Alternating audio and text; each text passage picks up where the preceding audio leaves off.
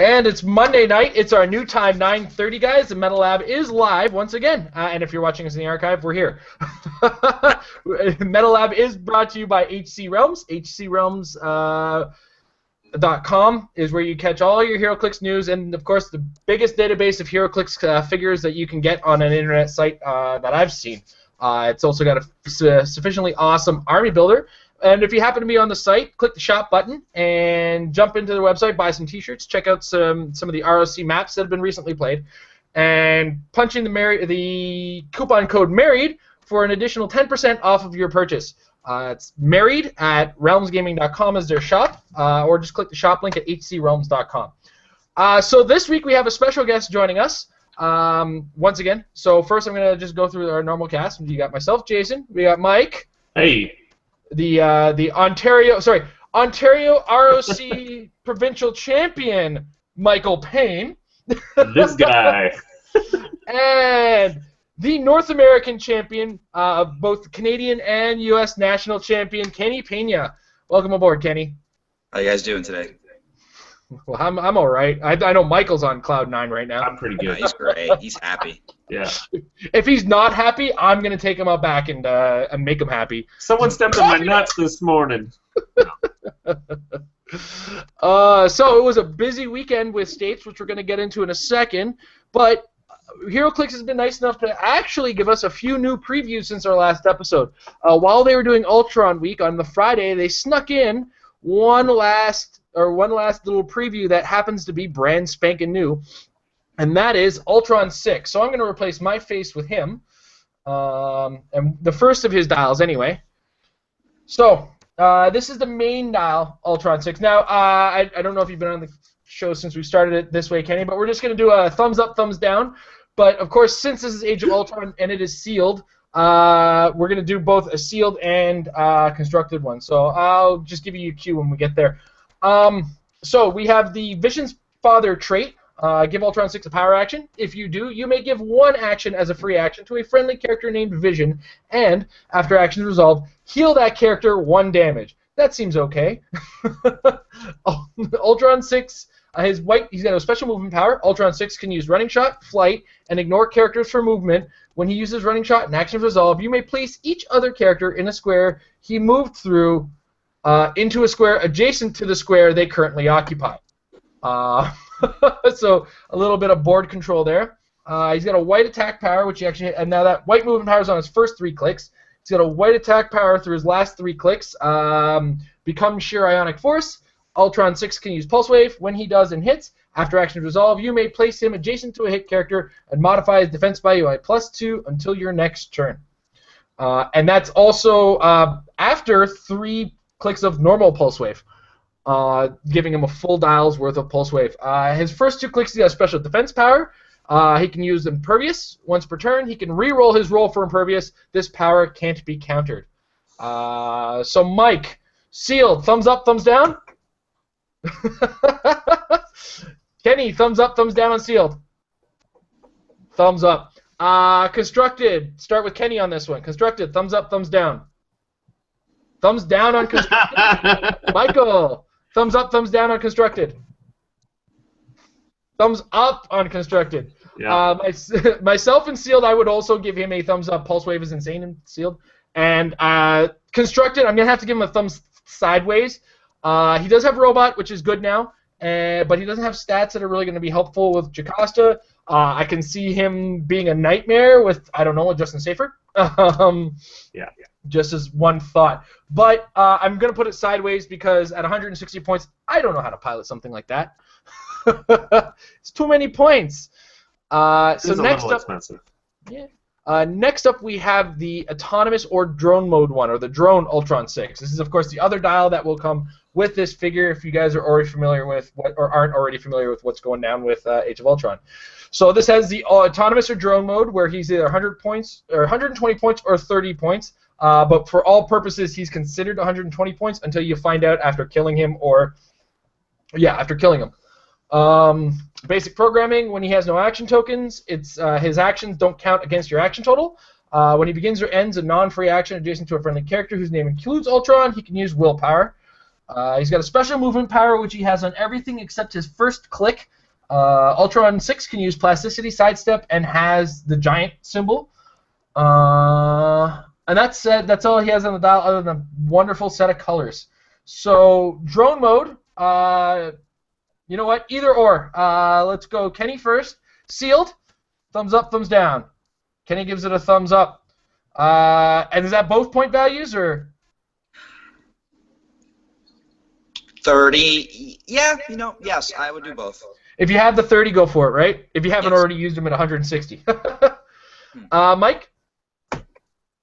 Thumbs up on both. All right, I'm also going to give thumbs up on both. If you found something better than him in your packs as far as the 160-point version, by all means, both versions will fit in either at 120 points or 30 points to whatever you happen to come across.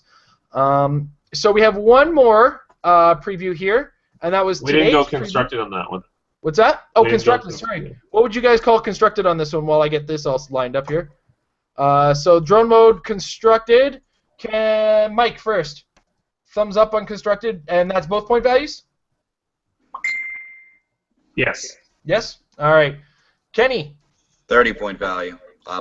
30 more so than 120. Yeah. You know what? What I'm starting to realize is this doesn't have that same limitation as the Mysterio. So I'm giving a thumbs up definitely to the 30-point value, but the 120-point value I don't see myself using. But one of the things I like about this over the multiple man and the Mysterio is I don't have to tell my opponent how many of them are, which ones are 30 points and ever, right? So I think that's pretty cool. So we got that. So the new preview, let's start with the chase. Let's go. Go big or go home, right? Ultron 18.2. He's got Robot Ruler and Stark Industries. He's got one trait, Ultron Imperative. When Ultron 18.2 would be KO'd, you may choose a friendly character with the robot keyword and a lower point value. If you do, turn Ultron 18.2 to his first KO click, roll a d6 that can't be re-rolled, and heal him of that much damage. After you do, KO the chosen character. It seems all right. I don't know. What do you? He's got a special. He's got a special movement power. He can use mind control and running shot. He can use mind control as a free action, but only to target characters with armor or robot. Characters he hits using mind control modify their combat values by +1 during your turn and -1 during their next turn. So slightly, it's very similar but different from Brother Voodoo in that way. He's got a special damage power. He can use shape change. When he does and succeeds, remove an action token from each friendly character within 4 squares.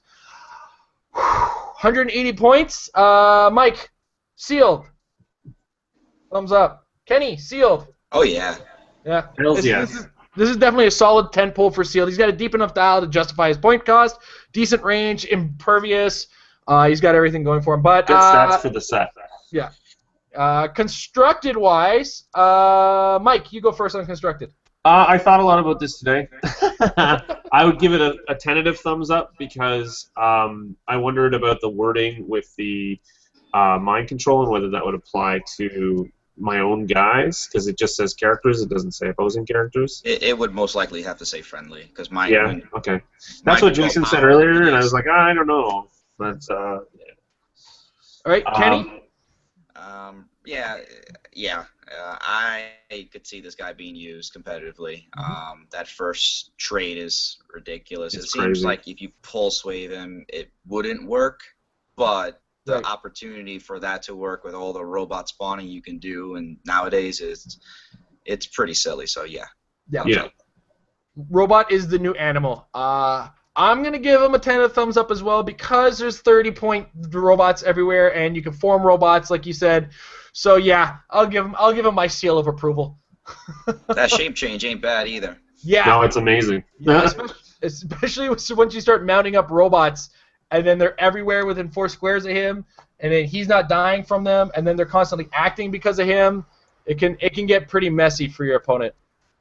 Him and a bunch of the Phalanx Ultron drones would be pretty scary. Are those any good? Did anybody use those to win this weekend? No one good did. No good players that I know. Oh. Shots fired. I'm sure All we'll right. get to that later. Yeah. So we have Ultron 14. Now this one seems to be only. I didn't see a non. Yeah. This is. Sorry, you guys getting me scrolling up and down on the screen there. It's okay. This is only on the drone mode. But he's of course 120 or 30 points. Do you think he'll come with a Switch? Even though they only previewed the 30-20 split, do you think he'll come with a different dial as well, or do you think this is it? I think this is it on this one. I don't think this is a switch click on this one. Wait, there was a. You know what I missed? There was a switch click on the other one. Yeah. For the chase, yeah. Yeah. All right. I'm all over the place here. I'm a big mess. I'm sorry, guys. But he's got the autonomous or drone mode, the basic programming, kitchen calendar. And what you see is what you get on the dial. Now that second click with mind control and enhancement, that would frighten me. And I know for a fact I am at least doing 2 damage to every Ultron I see on the board when I see it on the board, minimum, just to make sure. They put that nice silver bullet in this set too, though, right? With was it Hank Pym? Yeah. Well, I mean, he's a 50-point guy who's not going to get hit by him. Yeah, I just mean like he enhances everybody else when facing anybody named Ultron. Yeah. So, sealed, Kenny, on the drone mode for the chase. Oh, both dials, 120 and 30, yeah. Yeah. Mike, too? Yep. Yeah. This is just an awesome chase, which is scary in a set that's primarily played in sealed. Oh, man. Yeah, of course, that mid-dial hypersonic can really make or break a game with precision strike as well. Yeah. And enhancement. Yep. I love enhancement so much. It's the least amount of work to get something bigger. So Ultron 14 for the most part, very Hulkish looking. He's got 1 special power outside of the normal drone mode stuff. He's got improved targeting, ignore hindering. Ultron 14 can use shape change. When another character whose name includes Ultron is KO'd, you may heal Ultron 14 of 1 damage. So the big version, 120-point version, anyway, sorry, is going to be really well with the 30-point things. Kenny, sealed, thumbs up, thumbs down. I mean, the 30-point, yes. The 120, I'm not liking all that much on this one. So. Okay. Yeah, and you know, okay, sorry, Mike. Oh, yeah, I mean, I have the same feeling about it. I do. Any of the 30-point versions of Ultron in general are very good. Yeah.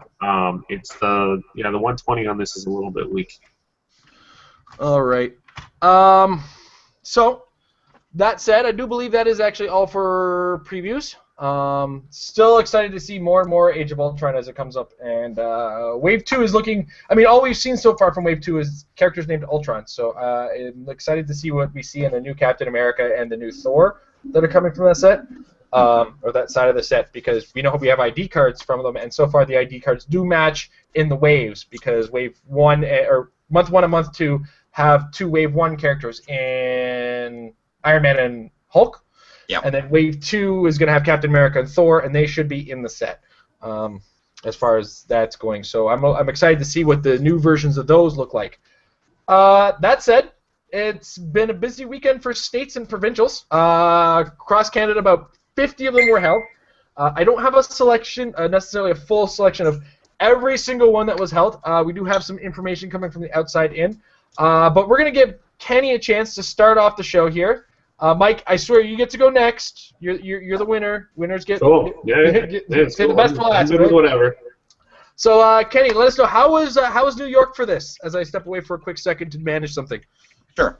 New York was pretty good. We had 31 players in New York. I'm actually from New Jersey, but I decided to drive up to New York. Half my team went to New York. The other half went to New Jersey. In West Berlin, all things fun. So I ended up going to Kerwin's Game Store in Catskill, New York.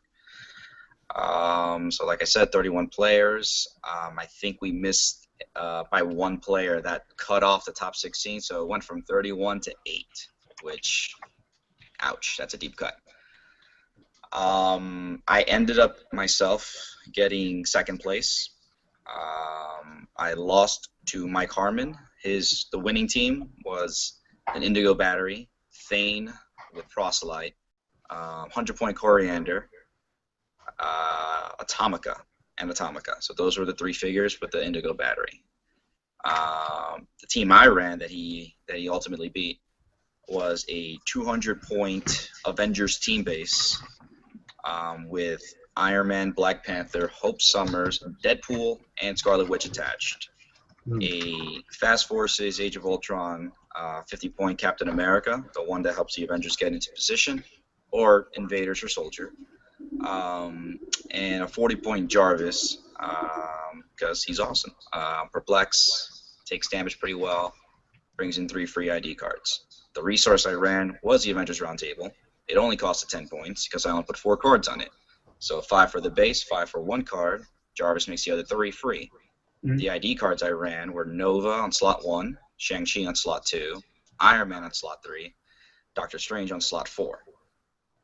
And then I had a slew of sideboard figures to go along with everything that I was playing. So pretty much filling out my sheet was like writing a novel.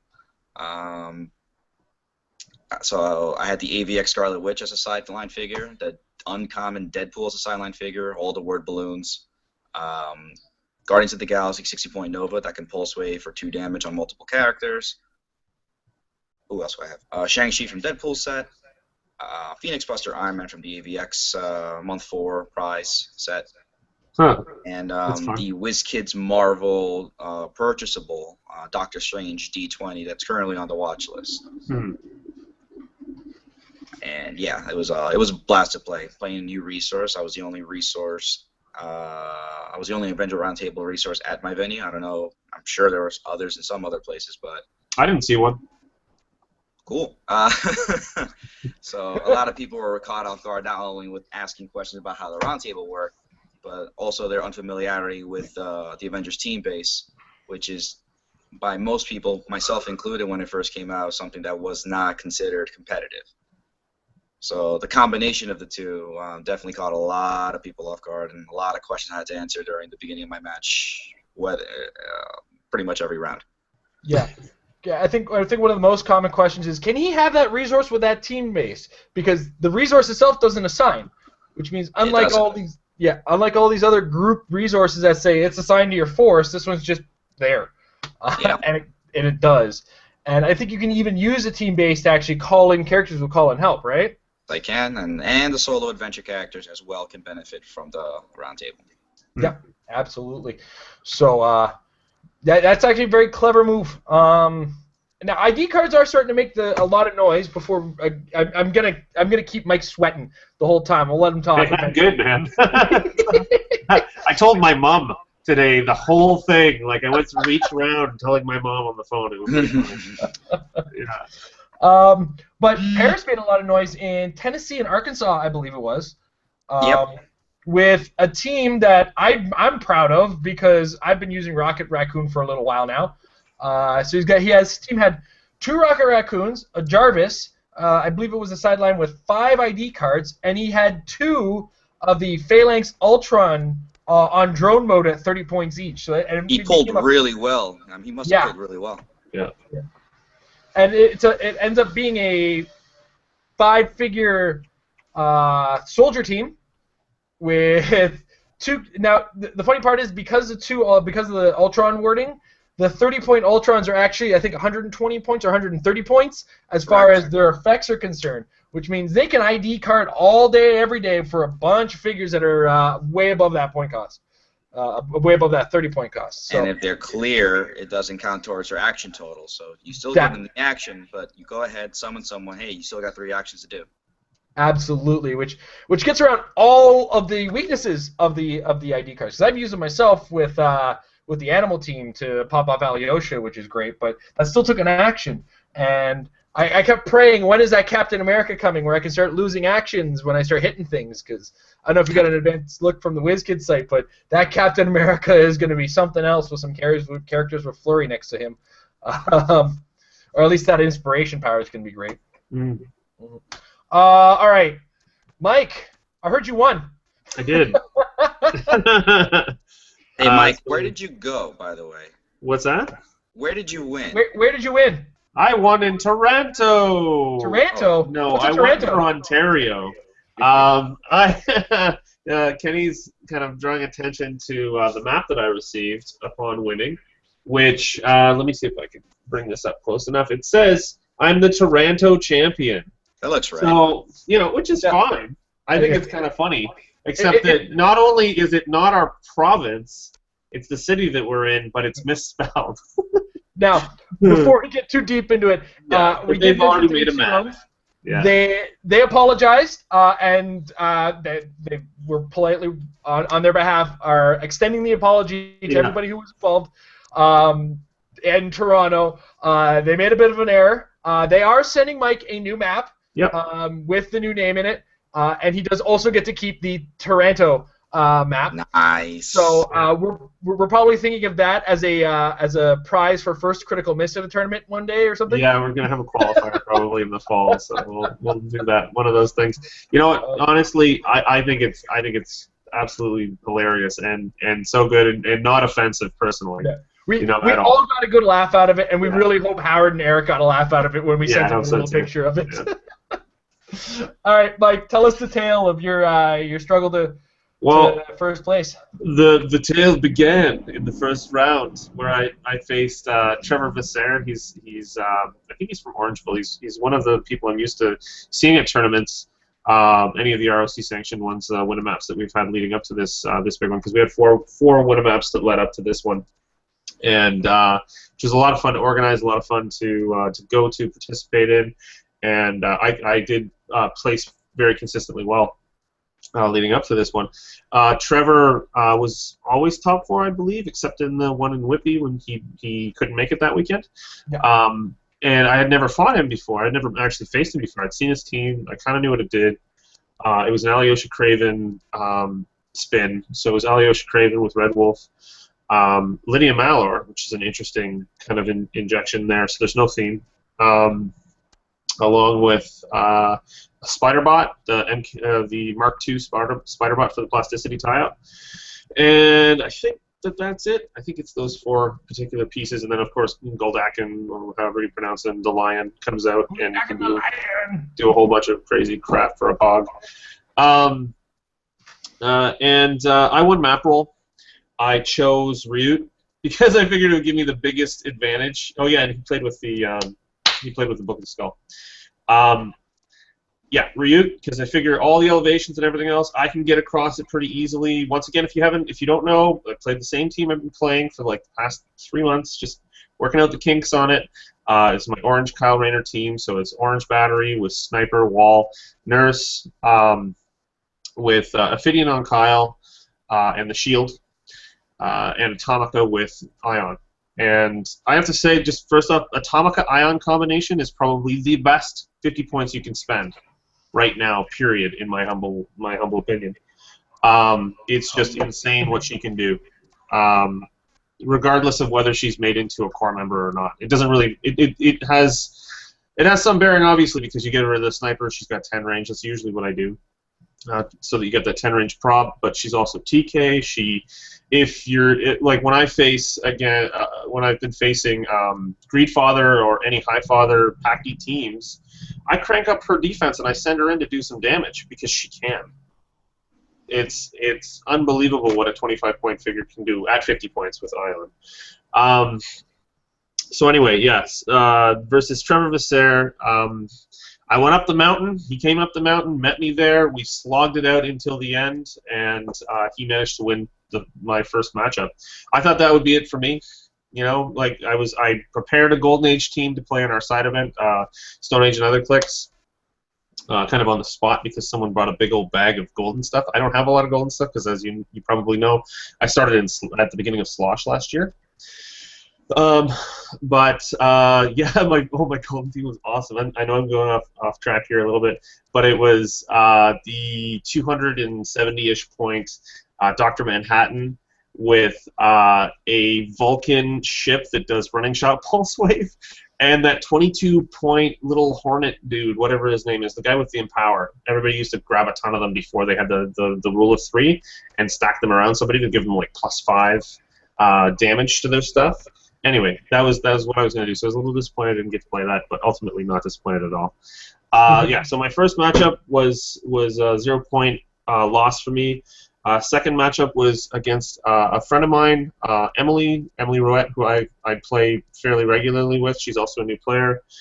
And she played arcade with the pink battery, or the Star Sapphire battery, if you're afraid of pink, and Bizarro and Headpool. And so I'm a pulse waver. I go in and I pulse wave stuff. Plus, I won map roll, so arcade wasn't a one-click per turn monster. That was a fun match. It was nice to be able to relax a little bit and just get into the groove. Third matchup was with Tom. I'm terrified of Tom most of the time. You guys know him. He's on this show a lot of the time. He's one of the few players who's like, hey, yeah, so this will be interesting. You're going to win. It's no problem. I'm like, shut up, Tom. I hate that. Don't do that, Tom. Because he wins. I think he's beaten me 60% of the time, somewhere in there. But we had a real knuckle biter, or fingernail biter, down to the wire. Managed to take out his main attacker of Yondu. So it was Yondu with M10 Iron Man. I made the decision very early on to take the to actually put the resource onto Kyle to get the extra stats and be able to take out Yondu, because M10 Iron Man I can deal with. I can tell him he can't use Pulse Wave, and then he can't. He's just really. It's very hard for him to hit me. So it made more sense to take the points where I could. Once again, I wiped out Emily, so I had all of her points. I ended up with, I think, just over 100 points with Tom. He took out Atomica, so he had 50 points from me. I went on to face Patrick Chow. Third match ever with Patrick Chow. He's a pretty good player. He does tend to not recycle his teams at all, so he always has something new for you to look at. This time, I felt like he'd made it to fight me because I'd beaten him twice in a row the last time that I faced him with this team. And he played with Firestorm, and so kind of the new M10, I guess, in a way. Firestorm with John Constantine and a couple entities in the Orange Battery. And so he tried to shut me down, and I ended up shutting him down, and it was really just a battle of the shutdown. At one point, he was ahead on points because he took out Atomica, so 50 points ahead, and then he was running around. It's like, okay, I just need one really, really good shot. That's all I need. And I got it. So I ended up taking out Firestorm, actually, in the end of it. And Constantine. And then won that game, that particular match. Cut to top 8, faced off against Trevor Visser again. Okay, well, I'm probably not going to win this one, but I picked the same map. I just chose a different strategy. I turtled a little bit more. I waited for him to send Red Wolf and Lydia Maller across the map again, and then I picked up Atomica and went and hit Alyosha Craven. And that was that. It went to time, and I managed to get more points than he did, obviously. Top 4, played against Jason Osario. I've played Jason many times. He's a very new player. I was really happy to see him and Jimmy get into the top 4 because they're both very new. I was happy for one of them to get in there. What's that? So I wasn't happy for one of them to get in there. Yeah, well, fair enough. It's all personalities, man. No, just one of them had to beat me. Oh, that's right. Yeah, that's right. It was Jimmy, wasn't it? I'm fine with him getting in. I was just, Yeah. Well, he was the guy who knocked you out. It was unfortunate, but you did manage to make top 8, so that was good. His team was Green Battery, Greed, and Tomar 2, and I was like, this is a little bit disjointed. It doesn't feel like it's as cohesive as I would think to kind of make it into top 4, but he's been playing that for a while, and so it's very well practiced. Obviously, the Pact went in. I can't attack with Kyle, but I'm used to that from Greedfather. So what do? I soup up Atomica, carry her over, slap her down in front of them with plasticity, and then I go to town. I mean, that's really the only way that you can deal with that, is make them deal with her. Make them kill her, and then go after them with the monster that is Kyle. Because Pulse Waving Kyle Rayner is insane. Totally insane. My last match, the final itself, I was so happy to have made it that far. I couldn't believe it. I didn't think I was going to win because I was fighting Drake. Drake is the guy. He came in 7th at Worlds. I learned to play Heroclix from Drake and a couple other people, including Mike White. And but he and another guy, Craig, used to play at my old home venue, the Cock Pile, and they really drilled a lot of knowledge into me. And in fact, Drake was the guy who said, "Okay, well, you've only been playing for 4 months, but you should still come to Nationals," which was my first experience in Ottawa at Nationals last year. And just I guess the taste of the mean teams, the nasty, nasty, nasty teams that you can actually play in this game, and the level of skill and complexity, and getting schooled by Kevin DeFruz. Oh my God, top 32, he's such a nice guy. Oh, he took my Weapon of Required team and squashed it like a bug with his New Mutants teammates at the time. It was a beautiful thing. Yeah, so making top 30, I guess. Anyway, I've totally digressed. Facing Drake. Drake's team was his Worlds team, which is Orange Battery with Yondu, Greed, and 2 Weasels, and the appropriate entities. So one is, I believe, Parallax, and the other one is Ophidian, and for obvious reasons. What's that? Ophidian on Yondu and Ion on Greed. Of course, yes, it's an Omega you're right. Greed. You're right. It's for obvious reasons, the Omega Drive, etc. Yep. And I started off the game. I was like, I'm so happy to be here. It's just facing this guy. I'm not. This is fine. This is as far as I need to go. And so I started joking around. I was just joking and teasing him, and then he would say, "I'm going to do this." I'd be like, "No," and he'd be like, "Why?" I said, "Because I said so." Just messing with him, right? And I miscalculated my first move. I went out, and I was just within range of the +3 that he could give to Yondu, so 13 range, and I was right there. So he hit me down to my stop click, and so I started teleporting. I teleported, I shot, I missed, and then I decided, well, there's a little hole right next to the orange battery. So here's the orange. If you're looking at it from on top, here's the orange battery. Here's Yondu, here's 2 Weasels, and Greed's over here somewhere. And so I teleported into that little spot right there and based them all. And from there, I was able to get Yondu to his last click, get knocked all the way past my stop click to my second last click. Told him he couldn't use plasticity with Greed because he moved Greed in. Can't use plasticity. I'm choosing hypersonic. Rolled anything but a 1. Got out of there on my way out, shot Yondu, who was on his last click, killed him, and then escaped and barriered and kept myself away and then regen. And I just couldn't believe that I won that game. It was amazing. It was such a great feeling because this was my first major win, and I'm going to Roctober. There we go. One of us is, Kenny? Kenny's got the eyes like, that's one of my targets. I see him looking at me. There. Don't even do that. Nice. He's taking it all in because he thinks you're gonna play that again. That's what's going on. I don't think I will, to be perfectly honest. My story's a little shorter than Mike's. So first round, I actually got to play against Mike White, who is one of the guys that taught Mike Payne how to play. Now, there's a story behind me and Mike White. Me and Mike White have been playing this game since the inception of it, basically. And I have the worst losing streak against this guy. In the 10 years that we've been playing Heroclix in the same relative area, we've played each other approximately 8 times before this weekend, and he's beaten me all 8 times. Whether it be sealed or constructed, as long as it's for a tournament, he will thump on me. And this time he was playing a CSA themed team with Atomica. He was playing Power Ring and 2 Johnny Quicks. So I don't know if you know, but his team was a little subtle. I didn't quite get it at first, and but he came whole hog at me with Johnny Quicks. Now, one of the things I had going for me was Rocket Raccoon's reroll for 1. My team is my version of Police Brutality or Police Brutality 2.0. Banshee, Cerise, Rocket Raccoon, and the Central City Police Captain, who makes the entire team a Central City theme team, and it comes with a power plant, with 6 rings. Now, the 6 rings I chose, Disintegration Beam, because even though it's a 1 in 6 chance, I seem to have a 60% success rate with it, and I've killed a Batcave with it. So, an Electroblast Ring, of course, because with as much range as I have, extra damage and extra range and extra targets is good.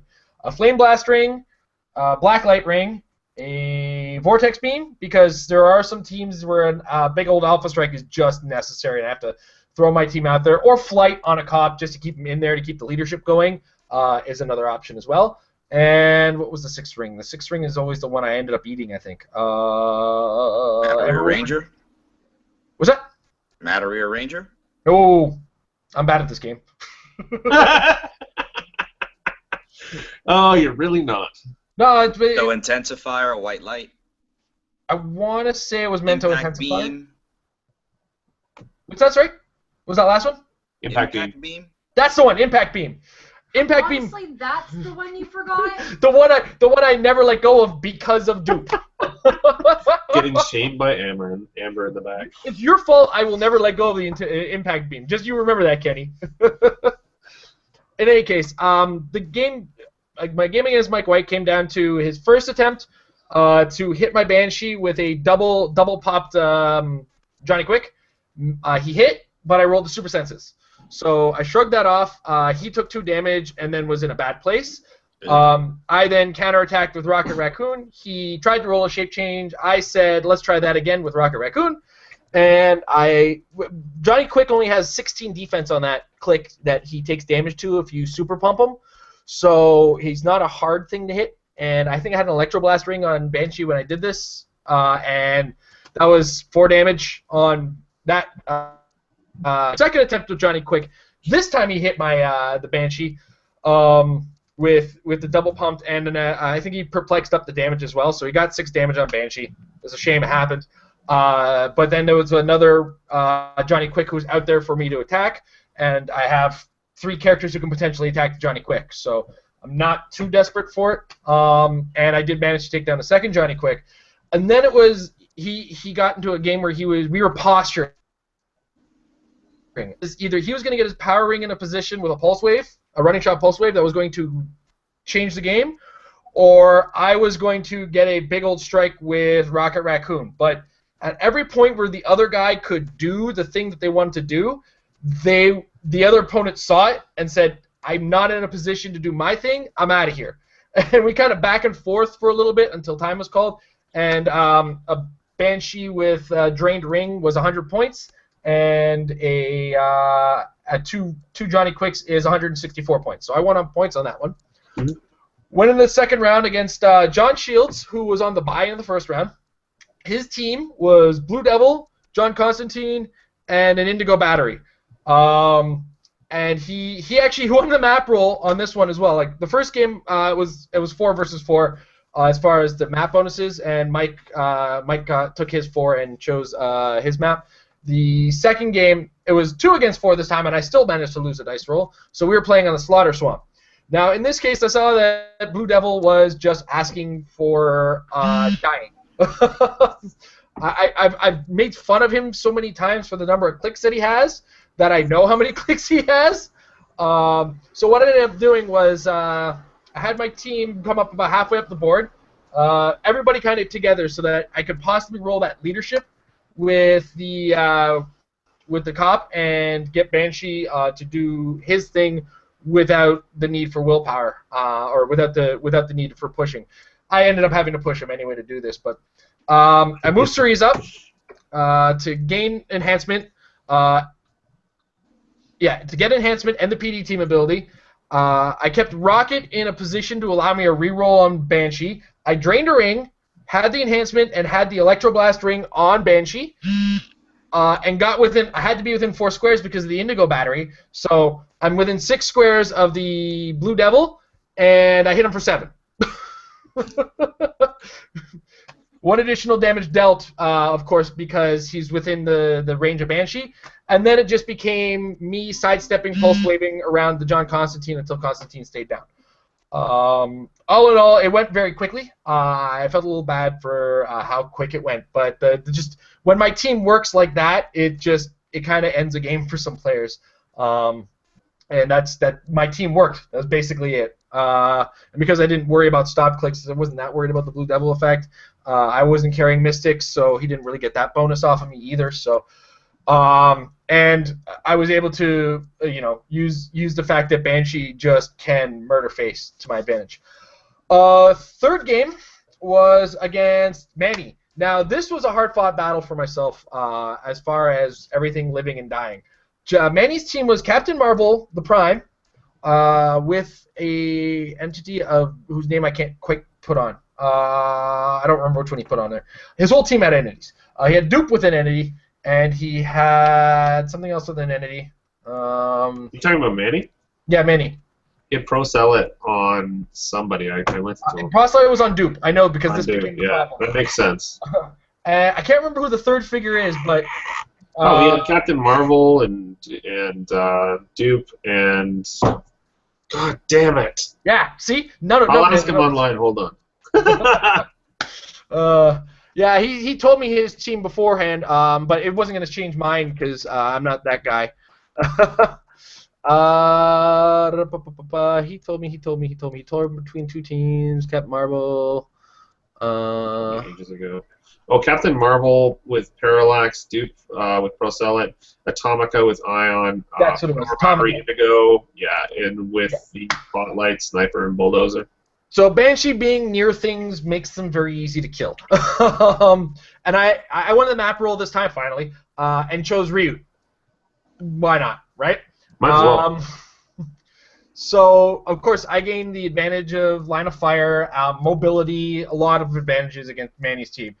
He had his team up there all around the Captain Marvel, so I went and attacked. I had an Electroblast Ring and an Impact Beam on Banshee, and I running shot on Captain Marvel, killing him, basically, because I actually Impact Beamed him into a wall as opposed to, or not, I didn't impact him off of something, and he took 6 damage right off the bat, plus whatever Impact Beam damage he was taking. Jesus.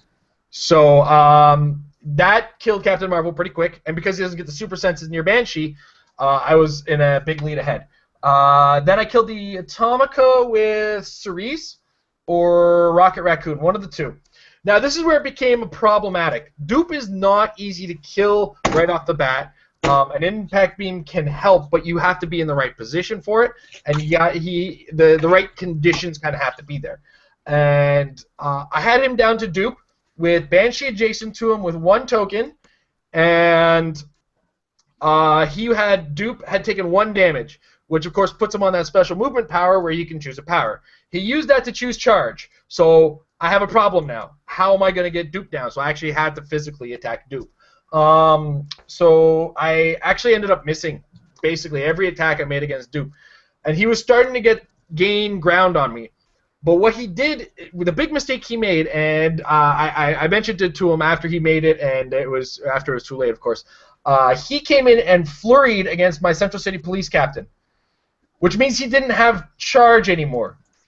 Which meant I took I drained a ring to gain outwitted Dupe's flight, and knocked back Dupe off of elevated terrain with an Impact Beam, which deals 3 damage to Dupe. Dupe had already taken 1 damage. Dead Dupe. Man, he played a great game, and he was very smart about what he did with. That's a good Dupe solution. I like that. It's a very solid Dupe solution, but of course, if the player with Dupe knows how to get around knockback, if he would have played it a little bit more patiently, he probably could have had me. Right. And that's another thing, guys. Be patient with your games. My 4th round, I was already going in 3-0. Did the math. I understood that 3-1s all were going to make it. 4-0s were definitely going to make it, and 1, 2, and 2 was going to make it, because in the first round there was actually 2 0-point draws, which according to ROC rules are losses for all 2 players. losses, yeah. Yeah. So anybody who's going 1-0 in the second round, we actually lost 2 of those in the records, and then everything became, if you're 3-1, you're in. So I played against Drake, and knowing me and Drake were both going to go into the finals, I played in a map that was advantageous to myself. Any map is advantageous to him, so I really you have to open it up on him in order to take away the advantage on his team. And instead of playing patiently, which could have won me the game if I would have, whatever, I decided to just play impetuously and scare him and make him nervous, as I did with my animal team against him the other week. But of course, he shot the crap out of my face. I was okay with it. I was already going in 3-0, and a 3-1 put me in a decent enough position. Not too high as to, but I was content with my how I did in the Swiss. got into the single elimination against Jimmy and made a massive error on the second turn, forgetting to blacklight with my Rocket Raccoon, which would have protected my Banshee from any shooting. And unfortunately, I left my Banshee open to a shot from Phantom X, which left Banshee very crippled. I ended up trying to run away with Banshee because I had a token on him, and I just couldn't get far enough away because of Eva.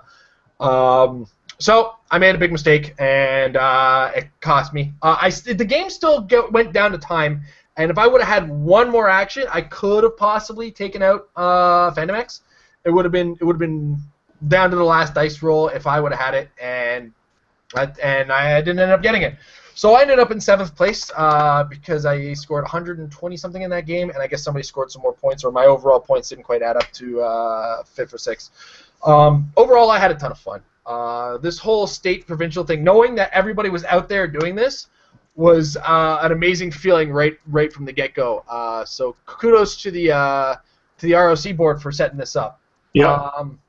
So Kenny, what did you think of the experience overall?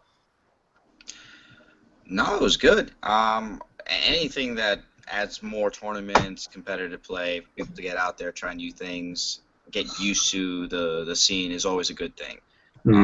Couple that with something that's being run nationwide in 2 different countries, almost on the same day, adds a lot of suspense because you have to worry about what you're doing, and most players are always curious. They're going to want to know how other people are doing, the friends they made in conventions and stuff like that, and to see what's out there that I'm not thinking about. So, you could be in the middle of your match, and then all of a sudden you just think about something else and be like, man, I wonder how this guy's doing, what he's playing, or whatnot. So it was a great feeling. It was a great feel all weekend. I know some did Sundays, most did Saturdays. So that whole weekend, everyone was just sitting around HC Realms, just waiting to see the posts of which teams are here, what teams are doing where, who won here, who won there. It was pretty awesome. Yeah. Yep. Yeah, I would agree with that. I think in between each round, I got like 5 or 6 Facebook messages asking questions and me asking them questions. What was happening? And how you so guys many different threads on Facebook were opened up, just listing winners and what they played and everything else in different areas. And there's some weird builds. It was awesome. Yeah.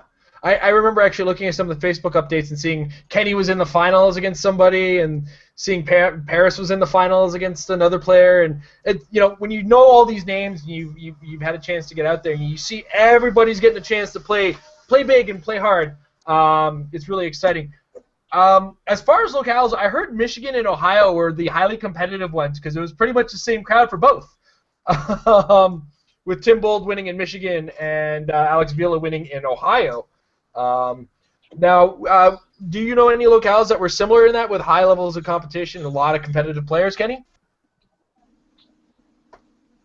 No, I mean I think what you hit it right there. Those two states were mostly competitive. They kind of planned it to Saturday, Sunday to make it so. Yeah, because they had 35 at each. Let's go over here. My area, Jersey and New York, were both on Saturdays. The closest one to me that was on Sunday, I think, was in Vermont, which I wasn't going to, and it only got 9 people from what I heard. So, I would say the Michigan Ohio one was probably the best back-to-back one that I could think of that I heard of. Yep. I heard in Florida, Phil Isaacson won. So that was. He's a player he's under the radar a lot. He's won 2 ROCs, both in Florida. He's got 2nd place in Worlds twice now, and that's he's a player to watch, guys. Kind of like George Massou.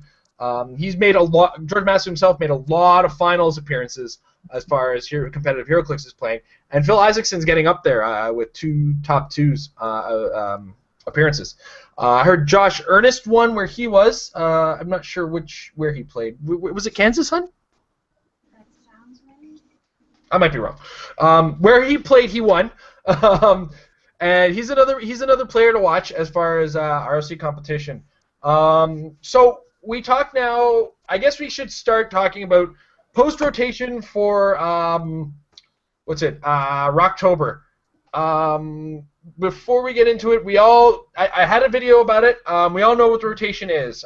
But just as a quick recap, Amazing Spider-Man's out, Teen Titans is out, Batman's out as far as 5-figure collections are concerned. Man of Steel, Iron Man 3, and Streets of Gotham are out for mini sets. The Fast Forces related to those sets are gone. And that's the Ravagers, the Birds of Prey, and the Batman family. And Fear Itself and No Man's Land is out. Don't forget the tab apps. Oh, and the tab apps are all gone. No tab apps are illegal in tournaments anymore. Were they ever breaking the game? I don't think so. They were too busy breaking their own tab app game. I tried it. It wasn't a fantastic game myself. I wish it could have been better. Even a digital Heroclix would have been nice on the iPad. Something like Ticket to the Ride. Anyway, Kenny, what's your opinion of the cuts? I thought it was a little shallow. I expected a deeper cut. But not surprising. Those sets definitely needed to go. They have been around for a while now. Book of Skulls has been relevant for 3 years. To see it getting a 4th year was going to be ridiculous, unprecedented, and it had to go.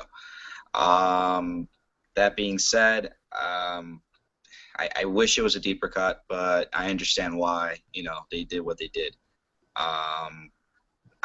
Book of Skulls is probably the biggest loss. I think the second biggest loss actually is a huge map selection. That's 2 OP, 6-month OP events that we had, so that's 12 24. maps. Yep, exactly, 24. 24 so total we maps, know yeah. recently they've cut down on the OP kits and stuff like that to 4 months and once a year, so we're not getting nearly as much maps. No. Also, those Fast Forces also came with maps. We don't get those anymore in the Fast Forces. Map selection is going to get cut down a little bit, and that's people might not realize it, but that is kind of a big deal. Especially for the ROC, when you're limited to 3 maps, it's a small pool to pick from. I know what I'm playing every single time now. Toronto. And they were all good maps. All the No Man's Lands maps were all very, very good and different with the post-cataclysm, and all that stuff. Fear Itself, Pacific Ocean comes to mind, and Fallen Asgard. There were some solid selection maps, and those are all gone now. Yeah, yes they are. Now, that said, Brother Voodoo, Alyosha Craven, gone. So the animals take a slight hit. Yeah. Mystical loses a big choice pick as far as Brother Voodoo was concerned. Brother Voodoo was just a great character, fit in any team, I guess you could say. And it's a shame to see him go. Heck, you could even build a Heroes for Hire or Shield or Howling Commandos. Yeah. Howling Commandos, yeah. Yeah. So he had a lot of keywords that he fit into, which was cool, and it's going to be sad to see him go. But most of those sets had already kind of seen themselves out of the metagame, with the exception of the Book of Skulls and Split Lip. Most of Fear Itself was already kind of seen itself out. It was already out the door, most of that stuff, as far as the competitive game is concerned. So, other than map choices and a couple select figures, it's not a big effect on the game.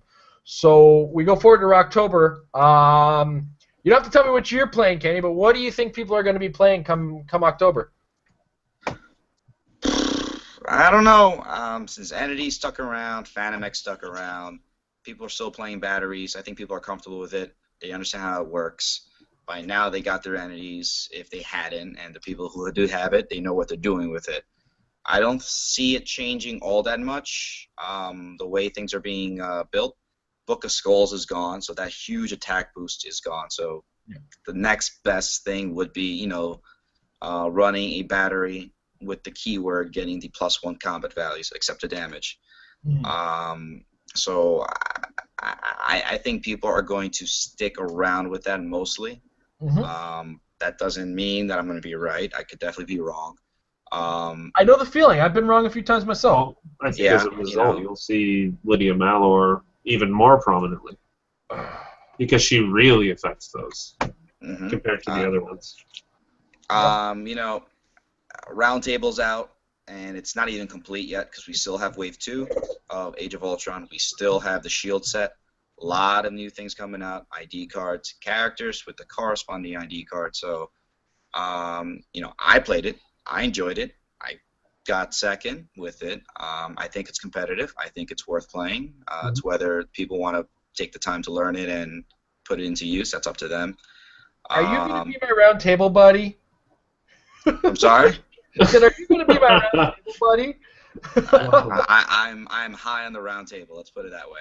Oh my god. I'm not afraid of building other things, but right now that's something I am enjoying working with and finding ways to make it real good. Yep. Yeah, I told myself after Provincials, I'm round table for the rest of for a long foreseeable future. So I can see myself losing next Nationals pretty quickly if people start turning around and figuring out ways to just say, well, I don't care about this thing, or they release something that says round table doesn't work anymore. Well, oh crap. Yeah, but I'm going to be playing it. I know that. It does have the potential for the kind of stat boost that the Book of Skulls came in, but like not as consistently. So when you have characters like Hellcat on there, her inspiration gives you +2 attack in close combat. Or you have Rick Jones, who you can roll, who gives a +1 attack, +1 damage at range. Who I'm heard to have misquoted on Dial H for Heroclix last week because I got him and Jarvis mixed up. Jarvis +2 from range on defense. Yes, and I got Rick Jones and Jarvis mixed up while we were talking about it, but I don't think anybody caught me on it. It's bad enough I broke their dreams with the Hulkbuster and Iron Man, because you can't call him the Hulkbuster with any. No Tony Stark name. He's no real name. And the character is called Hulkbuster. Not Iron Man. Not Iron Man. But yeah, in a nutshell, there's a lot of options as far as how you're gonna play it. And I've been looking at it and saying, what am I gonna keep on for inspiration or potential number 3 only, and what am I gonna keep on for definite call-ins and stuff like that. So like you might see me just playing like 1 or 2 300-point characters on my sideline just to say I might bring this guy out eventually, one day. Anyway. That said, if this rotation continues, this rotation pattern, we've moved from a 2-world rotation to a 3-world rotation, where most things will show up between 2 and 3 as opposed to between 1 and 2. Like, for instance, Guardians of the Galaxy showed up late the year it showed up, so it's in the next set of cuts, so it would only show up in the world's in an official manner for 2 rotations before it's gone. But all the other sets around it are going to see a 3 worlds rotation, which makes for a really big metagame when you get into each worlds, especially the number of sets that we have. I can barely keep what we have as far as the Modern Age alone is in a fairly large storage space right now. Well, Flash will fit into that short rotation thing too, right? Yeah. Because it came out after Guardians in the same year. Yeah, I think going forward though, we're probably going to see more Justin with things, because there's a lot of robot out there right now. You know, with the elimination of some of the animal stuff, as you said before, there is more opportunity for these robots, these swarmy robots. Dirty swarms. I hate them. And, you know, it's funny, when the cuts happened, I was irritated too, actually. I was kind of irritated. I originally thought, oh great, you know, I started beginning a slosh, so I'm not going to lose anything. If they're going to be with the original bubble of Wolverine the X-Men, which turned out to be the true bubble. But when Kenny said to us on here a few weeks ago, oh, it could be deep, could be as far as War of Light, I was like, oh crap, initially.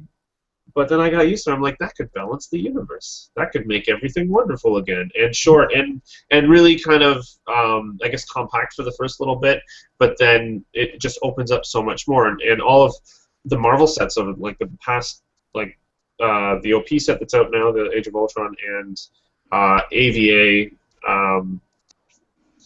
and just any of the Marvel stuff recently is fairly underpowered. Compared to the DC stuff, and I was just really hoping that it would just provide opportunity for it to be more usable. It also would have meant that Batman from Trinity War could have been meta. You know, we haven't really seen him played in a way that he is meta, because he's 150 points and he's kind of glassy. But he's still amazing. He's such a great piece, and I was really hoping to be able to have those cuts happen so that I could then gear up a Batman team. Alas, I was disappointed, but at the same time, I don't have to throw out anything. Must be nice. It's not so much throwing out as it is kind of like, do I really need to keep this many figures for this long or whatever? And I don't know. I'm gonna try to sell them, then I'm gonna throw it out. It's kind of like what happened with some other stuff. Now this means team bases are still a thing you have to consider for a little while. As far as the competitiveness goes, they're not winning all the time anymore, but they're still there. All we've lost is Teen Titans. That's the first wave of them. So really, the only thing we've been seeing lately is New Mutants and not very often in zombies. Yeah. Right. Yeah. So that's pretty much all we'll see until Avengers Team Base 2. Don't forget that one. Oh yeah, I forgot. I heard somebody who was really good. We did just see that one. I heard it was in New Jersey. That Kenny guy. Yeah. Now, I do want to one thing. Kenny, did I show you what started happening when I started trying to make a soldier team? No. No. So you know about my I animal think you team? did actually. It started turning into an animal team.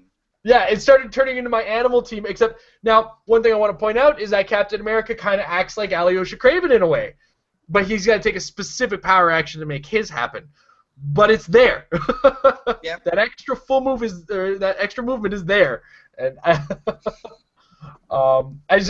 got a good laugh out of it because it's like, okay, soldier team. So who's a soldier? Rocket Raccoon's a good soldier. Red Wolf's a good soldier. Wait a second.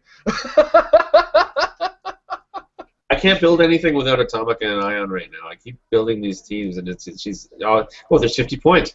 Oh. Use that Atomica Ion. Yeah. All right, so I'm going to start going to user questions because we do have a few on the Facebook. If you guys are watching now, pop them in the comments below, and we'll get to yours after we're done with the Facebook questions that I got a lead on. If you do want to get the first dibs on the questions, follow us on Facebook.com/marriedwithclicks. Kenny's turned into a photograph right now. He crashed. He's logging back in right now. Okay. So while I'm loading up the questions, we'll hope that Kenny can get loaded up real quick. He will. I believe in him. Oh, man. Yep. Nah, yeah. I might actually be to blame for that one, and this is going to be funny because there's a question here that I can directly answer. Stop it, Mike! What did I do? You know what I'm going to do? I'm going to break the Atomica so you stop giving me teams with the Atomica in it. It's so good, man. It's so amazing. That combo is just unbelievable. You know what I'm going to do? I'm going to knock that. I'm going to use an impact beam and knock your Atomica off of a building so that you never use her again. I would be okay with that. Generally, she won't be anywhere near you, and good luck hitting her. I'll make it happen. I will make it happen. Just make it happen. I will. We'll knock her off of a building, and that means... All right, Kenny's back. Hello, Kenny. All right. So starting with the early post, Dan Spalding asks, do you prefer big turnouts when you're playing an event / not judging, or a smaller turnout?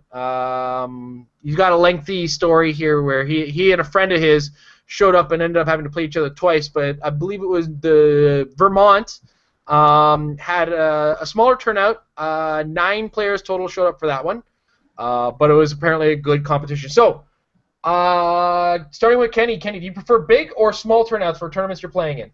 I want a big turnout. I want competition. I want to see people. I want to see different things. I want to meet new people. I want to shake their hands. I want to have a good time and have a conversation. If I show with my crew and we're in 85% of it's fun, but at the same time, it's like, I know you guys already. I don't want to. Yeah. I want to talk to someone else. That's just me. There's no real right answer to this, but I do prefer a bigger turnout. Yeah, Mike. I like big games too, or big turnouts too. I was hoping for a few more with ours, but I'm still very happy with the turnout that we did get. And a lot of very familiar faces. There were a few that were not so familiar too, like Chris from Sudbury. I am very gregarious, so I echo Kenny's comments. Meeting new people is one of the things I do and do well, and I really love growing the community itself. So I do like the larger tournaments, like Nationals is great. It saps the life out of you because it's just so much energy in one room, and it gets a bit stinky. Let's be real. these tournaments, you're sitting in a room all day with a bunch of dudes. I think it's stinky. You know, not Magic player stinky, but still stinky. You know, it just it happens. In Magic's defense, Magic's getting better. That's because they're getting older. Exactly, and they're starting to learn how to shower. Come on. Yes, it's true. Yeah. I went to Magic tournaments. I went to Versus tournaments. Magic was stinkier than Versus, but you know they still weren't. Neither were perfect because when you're talking about big, burly dudes, I can shower all day. I'm still gonna stink when I sweat. Whatever's coming out of me with that sweat doesn't smell fantastic, and it just gets caught in the hair. That said, I do prefer the bigger turnouts myself. I like you guys said, playing new players, playing against new strategies, finding about new things that locally I might not have even considered, and seeing how it does. A lot of time you find some really brave players who play a team that you wouldn't have even considered because it didn't seem competitive, and it might still give you a hard time because it's that wild card feel sometimes shows up. It's like, I wasn't planning for this. I was never going to expect that, and there's a figure that I knew was going to be a problem for me if it ever happened to show up. Like Mike, I'm sure you got it. If you would have seen John's team, you would have been like, "Oh crap!" And if you would have hit you once, that Blue Devil would have been your bane of existence. I would have just hurt him really badly. Yeah. Right away.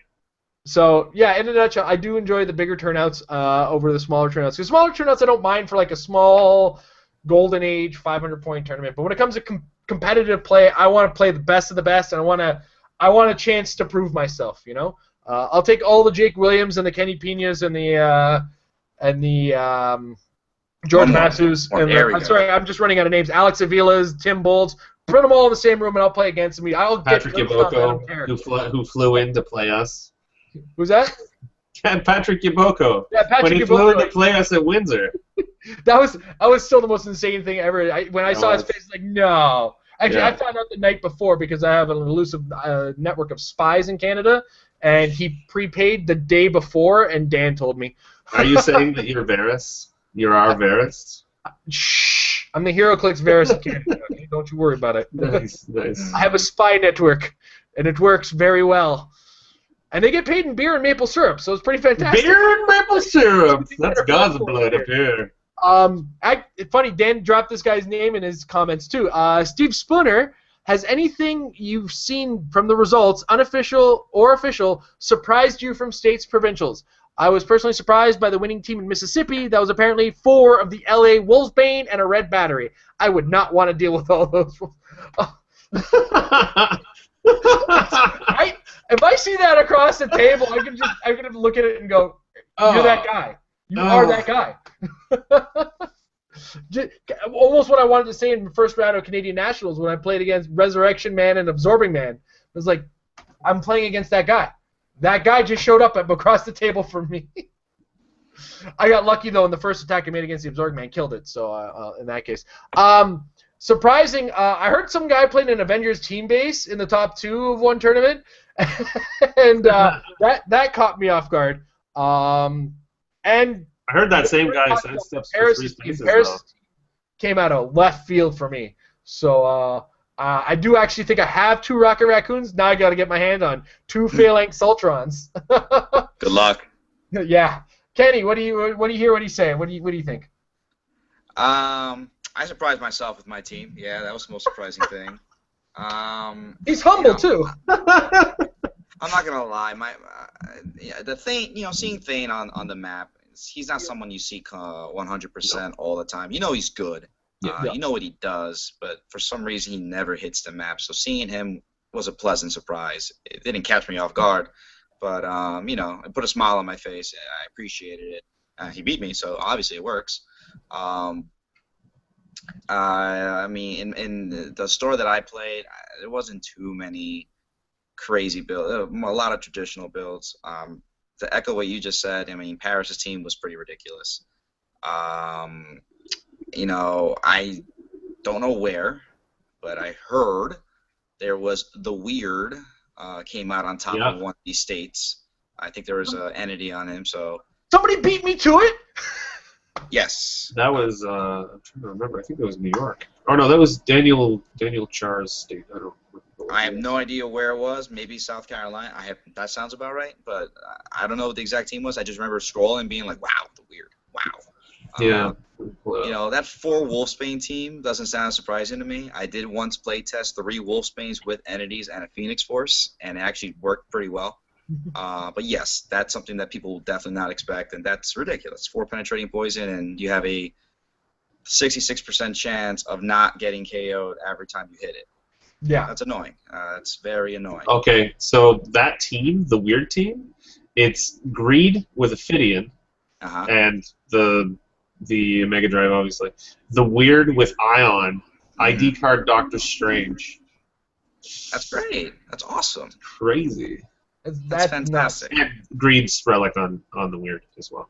As far as I'm concerned, he won states for all states. It's crazy. That's another question I didn't. Another thing we don't really know is which states had the biggest turnout, which states had the smaller turnouts. As far as cost to store, this one was only at a qualifier level. It wasn't a super qualifier level costing. So as long as about 10 people showed up at $20 a head, I mean, the stores broke even, which is fantastic, which is what we want.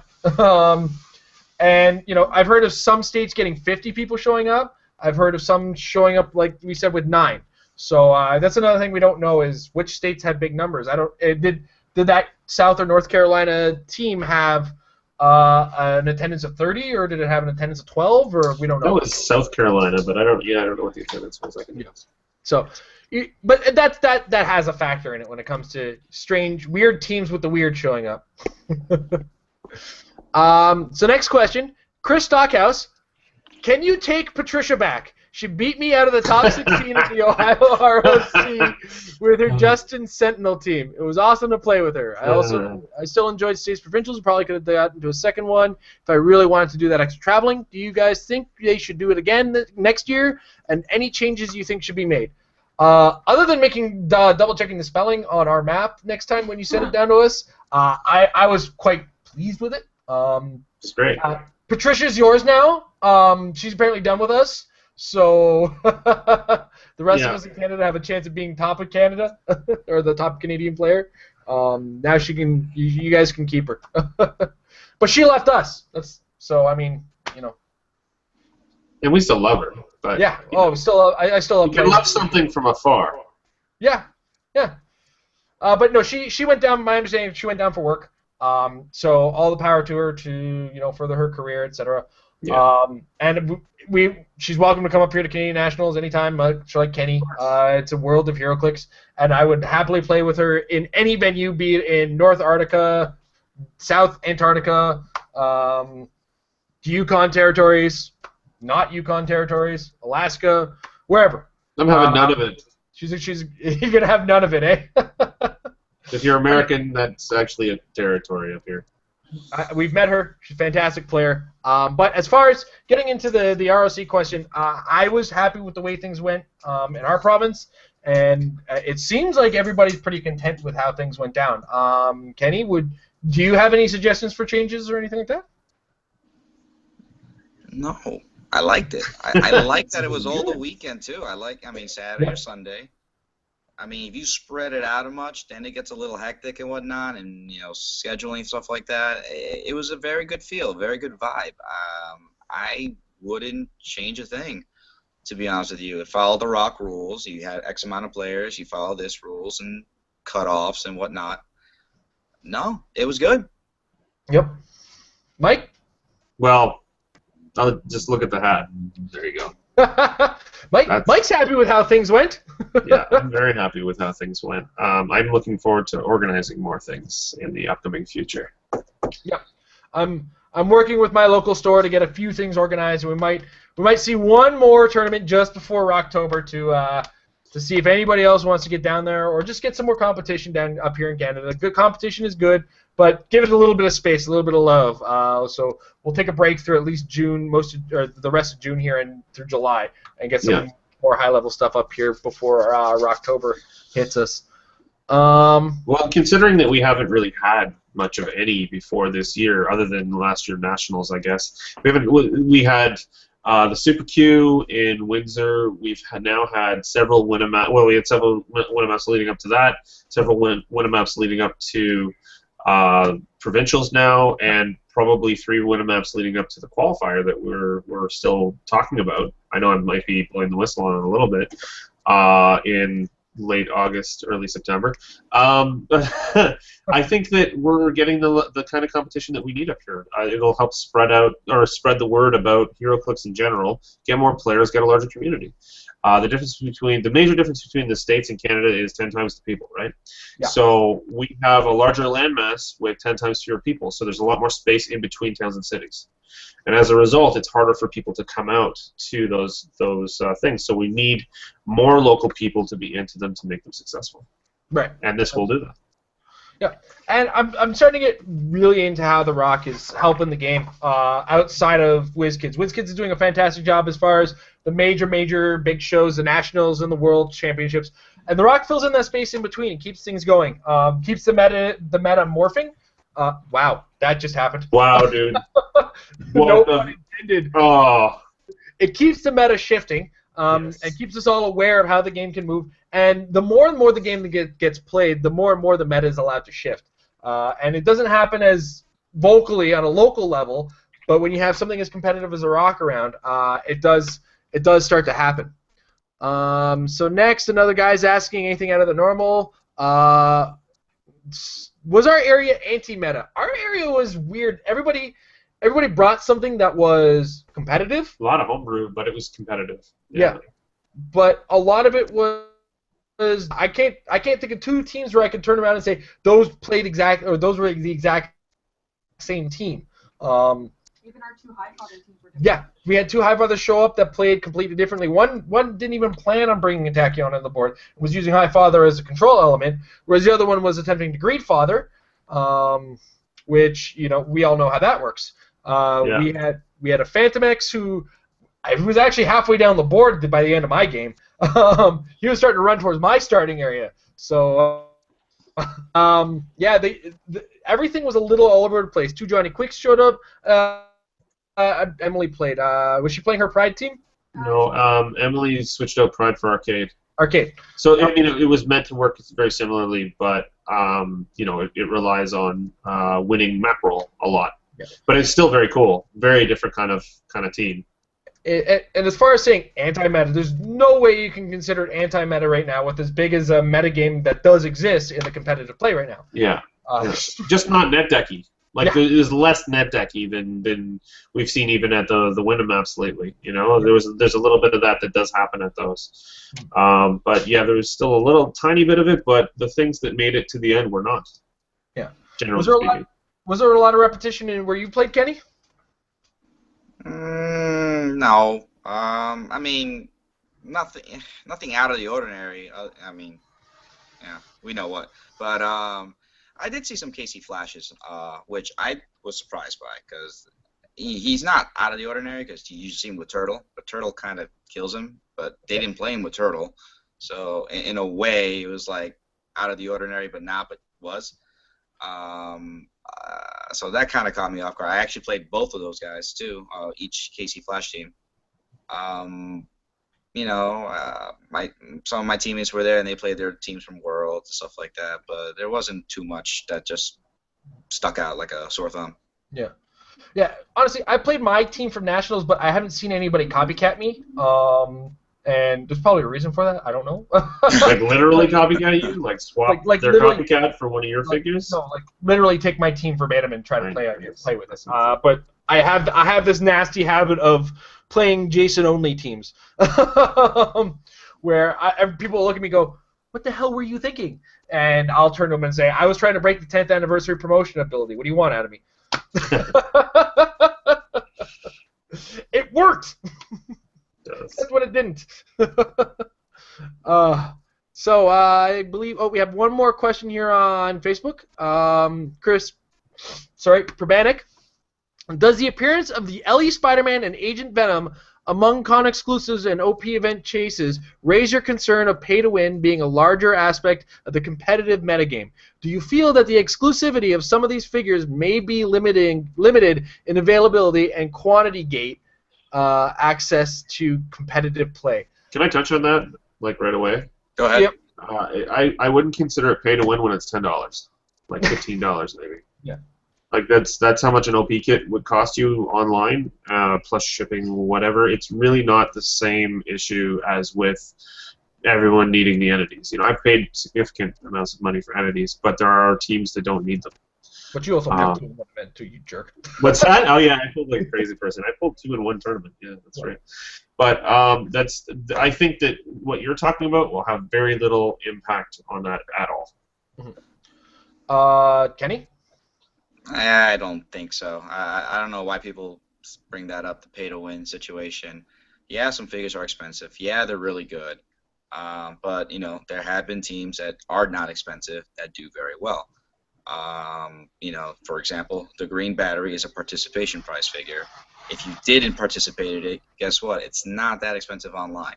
Now, if you want to play an orange battery and whatnot, yeah, those are hard to get to, and yes, those are expensive.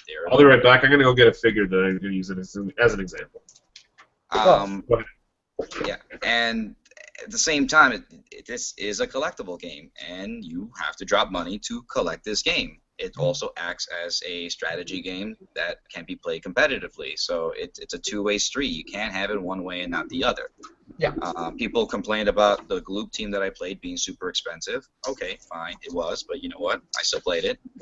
And I just played an Avenger team-based team that, if you really think about it, most of those figures were participation prizes. It wasn't that expensive to play. So I don't get it. I don't understand it. I disagree with it, and that's just how I feel about it. Yeah. And see this figure? What's going on here? Which one? This is a free figure. I have 5 of them.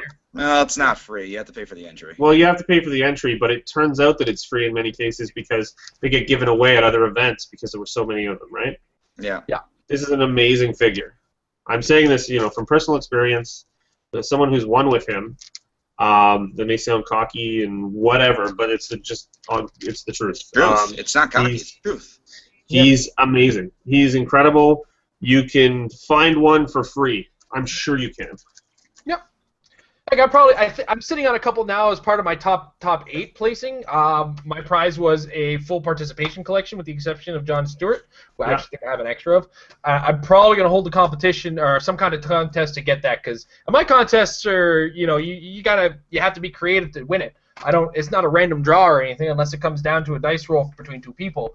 We do hold competitions contests for with legitimacy to it. That said. Yeah, you played with a Kyle Rayner. Now, I wouldn't call my team super expensive, but it did have 2 super rares and a prime, an uncommon prime though, and resource is a little trickier to get with 1 or 2 of the expensive rings on it. And if I would have won, would people have been screaming pay to win? Well, I didn't have an entity, so I'm already like a less cost, whatever. And I was competitive with my team. My loss came down to a mistake I made. And I would have ended up having to play against Drake in the top 4. Probably would have gone a different way than it did when I was in the Swiss. Either way, what you bring to the table doesn't necessarily say what's going to happen at the end of it. The players that are using these expensive figures are still already good at the game. You can't take it away from it. Kenny is a fantastic player of the game, and just happens to use these figures to the best of his advantage. Yeah. If you actually listen to the stories of a lot of the champions, none of these guys own most of the figures that they're playing with, especially the expensive ones. I believe Adam Friedman borrowed half of his team when he won Nationals last year. Jake was borrowing. That's what I heard, yeah. What's that?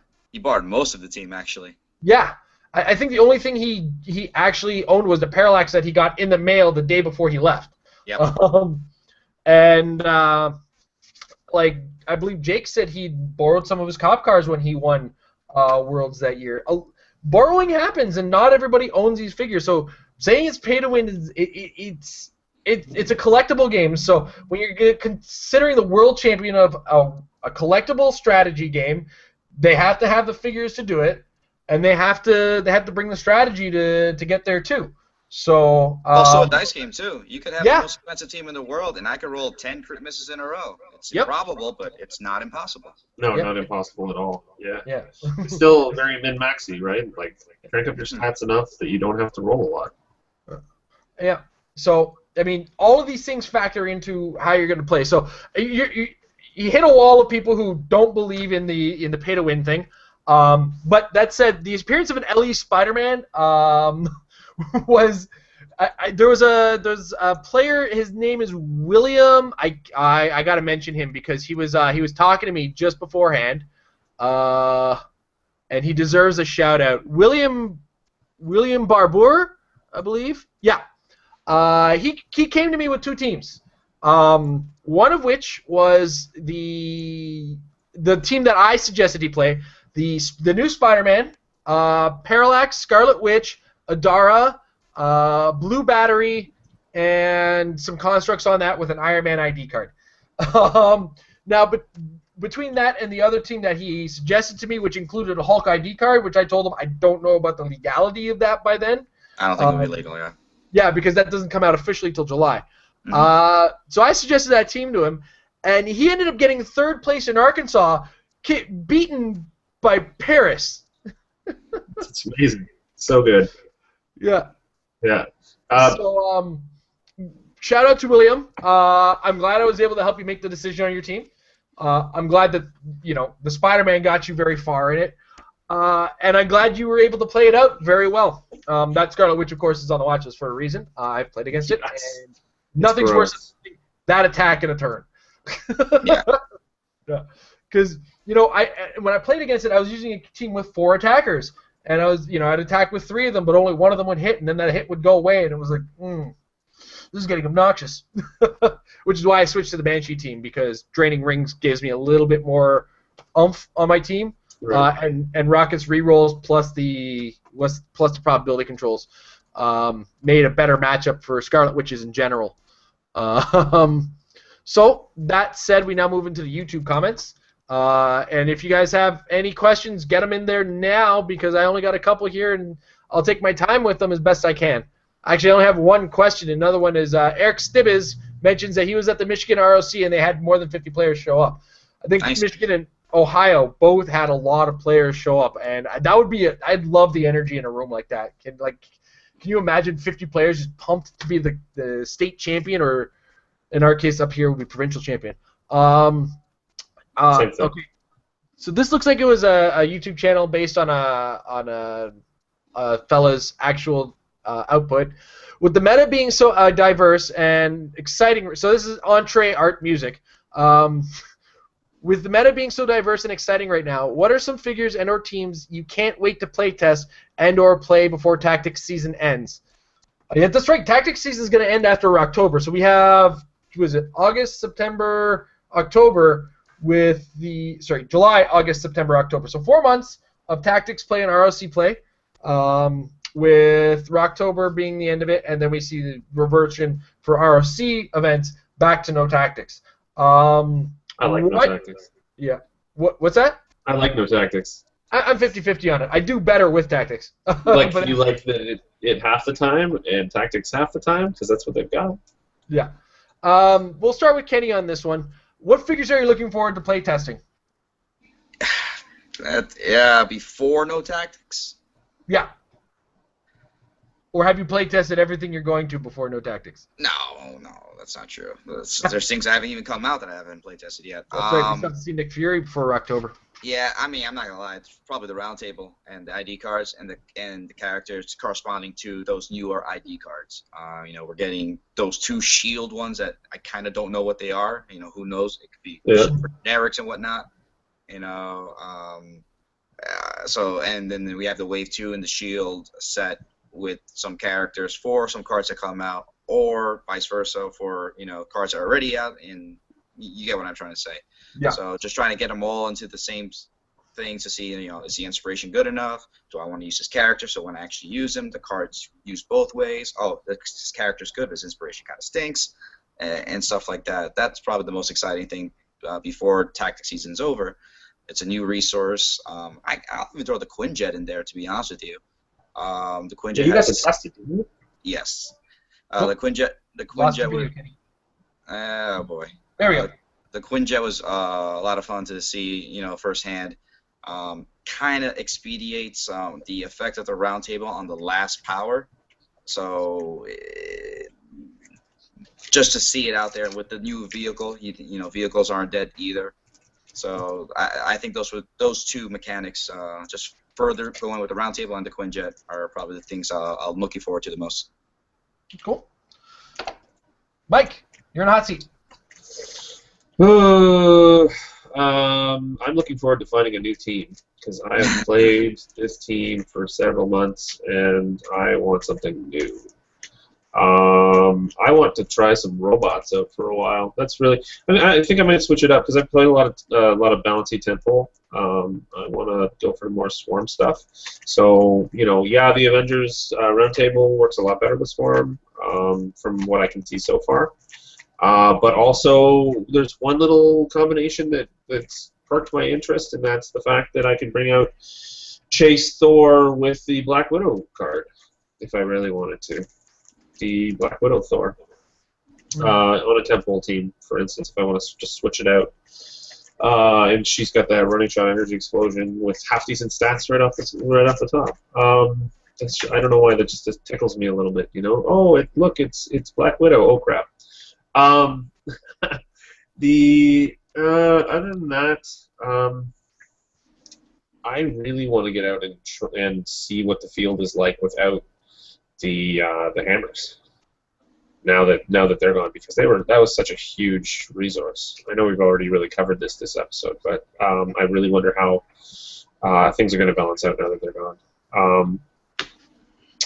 Other things that I'd like to play, I'm really looking forward to the new Shield pieces when they do come out.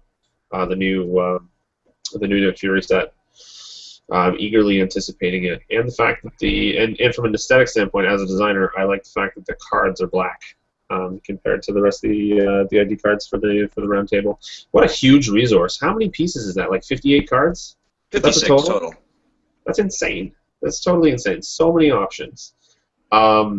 As someone had echoed it or had said in a previous or had asked in a previous episode, will they be compatible with DC stuff? I don't think that it'll need to be, but I think that it would be interesting if it was.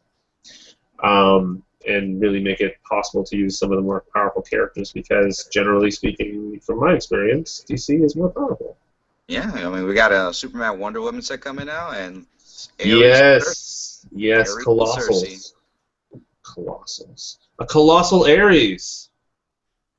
There you go. Yep. Pop him out. See what happens. It's gonna be fun. No, it's not. It's gonna be horrible. Stop taking away slots that could potentially be my camo. Oh, Kemmel will be in there, I think. Hey, did you see that? Did you see that leaked shot of the play kit? Who was the big orange guy? Amber, what was the big flaming dude? It's Embor from Pokemon. What was the big flaming dude from the picture? Chemo? I don't know. No, it wasn't. It's not Chemo. No. The big. Chemo's green.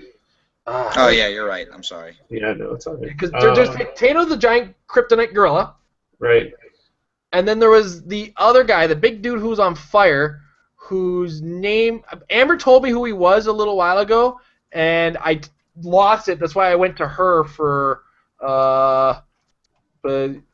And who was the big? And forgive me for my ignorance, but who is the big half Batman, half Superman robot-looking thing? Because it looks like that was a Superman Batman robot built by the young Toy Man, the Japanese Toy Man. That's pretty cool. I like that. I can't wait for a new Toy Man. Yeah, I hope they actually give us that Toy Man. And maybe even include the slosh toy mechanic just as a thing. Yeah, that'd be neat because then you could take all those slosh toys that you collected over. Yeah. Especially the Superman action figure. Yeah, it was funny because the DC guy I originally thought was Blazing Skull, and then I was corrected because I just thought it was a guy with a skull on fire, and there's I'm sure there's 1,000 people in the comment section yelling at me right now. It's like, no, it's this, or somebody should. What is it, guys? Tell us. Help us out here. Yeah, might be the next competition. Who is this character? Who is that Heroclix? Embor. It totally is. It's Embor. It's got. I'm calling it Embor until somebody tells me otherwise. All right. Fair enough. I'm with Yeah. Kenny on that one. Well, I'm really irritated that TMNT clicks will not be modern legal when they do come out. You know what though? With any luck, they'll support it like they did with Yu-Gi-Oh, where Yu-Gi-Oh had its own series of tournaments, and they were fun. And then there was their own prize kit, and that was fun. And then they got a colossal dragon that wasn't so colossal at the end.